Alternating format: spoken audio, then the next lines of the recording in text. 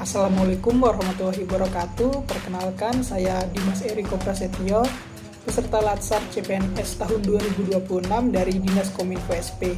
Pada kesempatan kali ini saya akan menceritakan tentang hal-hal apa saja yang telah saya pelajari selama Agenda 1.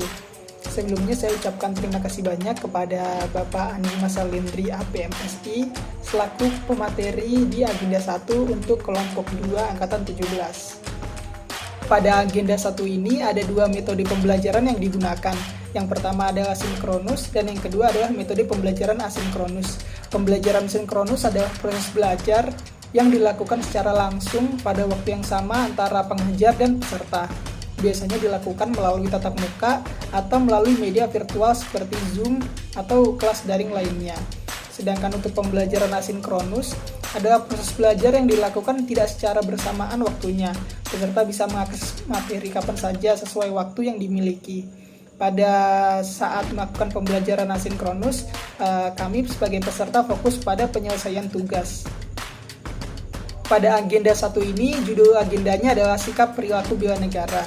Gambaran umum materinya, yaitu agenda 1 dalam Latsar CPNS ini membahas tentang sikap perilaku bela negara yang bertujuan untuk membekali peserta dengan pemahaman wawasan kebangsaan serta nilai-nilai dasar bela negara agar mampu menunjukkan kesiapsiagaan fisik dan mental dalam menjalankan tugas sebagai PNS profesional dan sebagai pelayan masyarakat.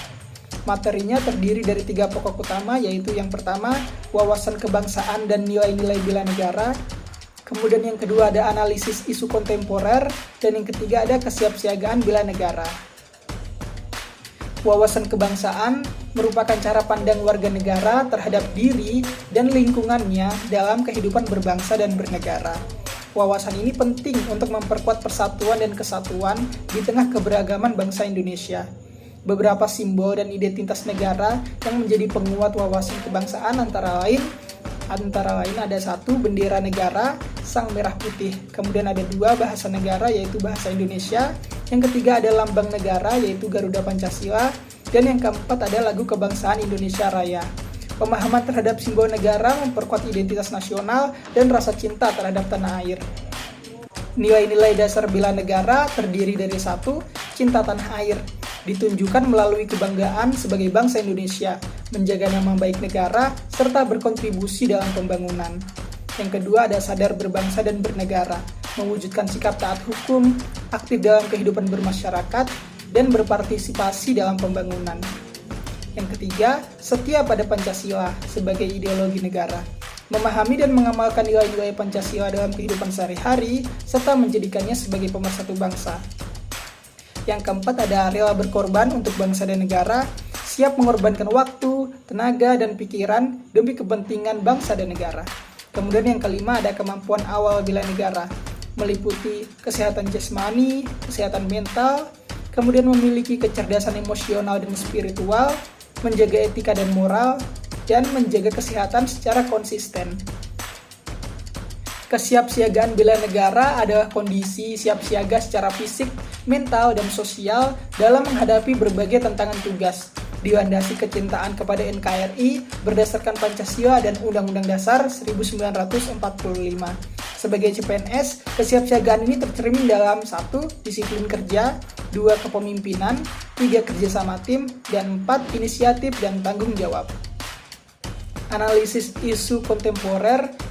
Isu adalah persoalan penting yang sedang dibahas dan berdampak luas. Isu strategis kontemporer adalah isu yang sedang berkembang dan berpengaruh terhadap kinerja birokrasi.